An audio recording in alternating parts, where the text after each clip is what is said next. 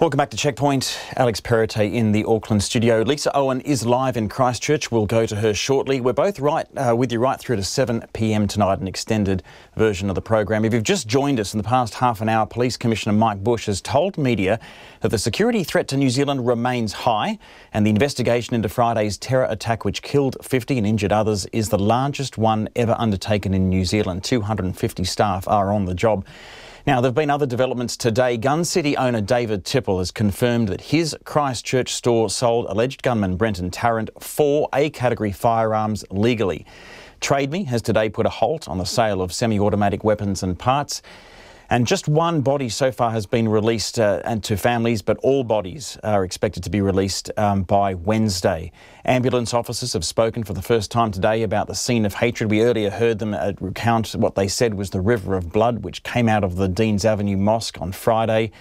Counter-terror police in Australia raided homes in New South Wales. That's including one of the gunman's sister.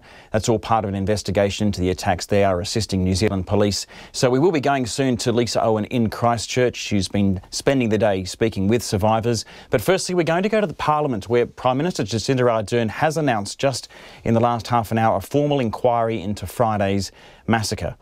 Our political editor Jane Patterson is in the gallery studio and joins me now. Jane, tell us about this inquiry. What have you heard so far? So basically the actual type of inquiry hasn't yet been determined, but Ms Ardern says one will be held, and it will be into the agencies, the SIS, the GCSB, Police, Customs and Immigration, and basically it's going to look at the timeline running up to the Christchurch attacks, whether Brenton Tarrant had been made known to any of these agencies, whether the attacks could have been prevented, and this inquiry will go right across all 5 agencies. So it is going to be in depth, but it will be still a little bit of time before we know exactly what it will look like. For example, a Royal Commission versus a ministerial inquiry. OK, and the Prime Minister did say that all those 5 agencies or departments all agree and consent to it. I think you've got statements there from the GCSB and the SIS. What have they said?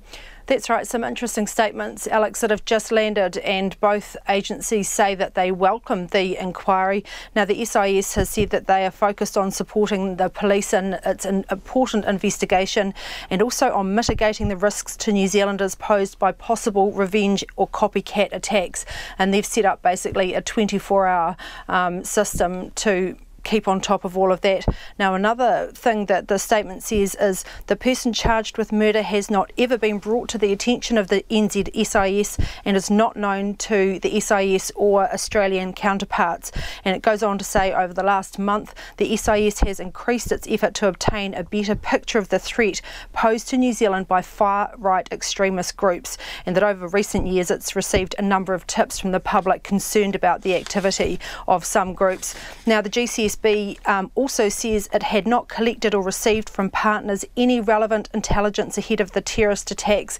And remember, the GCSB is the more global intel electronic-based agency, but it also says that intelligence and security agencies don't currently have the legal authority, technical means or resources to actively monitor all online activity in New Zealand, and that it's something that agencies around the world are grappling with in terms of the challenges of encryption and closed online communities. Yeah, it's been a debate, hasn't it, for ages. I think that the UK Parliament had some conversation with some of the social media, the big companies there, to see whether encrypted messages could be spied upon, but that were knocked back. And well, obviously there's going to be a long debate here about that kind of thing. The other major topic tonight was gun reforms. The Prime Minister said there was unanimous, in principle, agreement to change the laws. She didn't say what they would be. We'll hear more about that in a week. Do you have a hint or any inside word about the banning of semi-automatics? She would not go into any details, and the post-cabinet briefing really has just come to a close. The cabinet meeting ran very long this afternoon. Now, the Greens, the confidence and supply partner of Labour, were in the cabinet meeting. They would not normally be there, along with the coalition partner New Zealand First. So all 3 governing parties around the table this morning and this afternoon.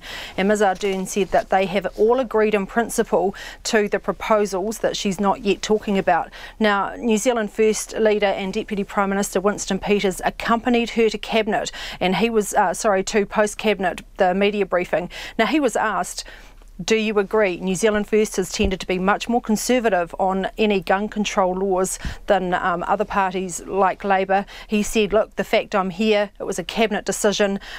He is saying that there is unity, and in fact I would suggest that his presence at the podium beside Ms Ardern would suggest that they are in agreement. And I would say that the Greens, who have really wanted to tighten up on gun control laws, they would have no problem at all agreeing with any proposals. But look, they're going to be around the availability, potentially the importation, the issues that we've been discussing for the last few days, but also the government sounds like it's going to have to sort out or figure out exactly how it's going to do it, how it's going to make those changes within potential limitations of the existing legislation, just in terms of practical terms. Right, yes, and of course very, very telling words there from Winston Peters, signifying that there are going to be some very significant changes in the law. Thank you very much. Jane Patterson, our political editor, there in our gallery studio in Wellington.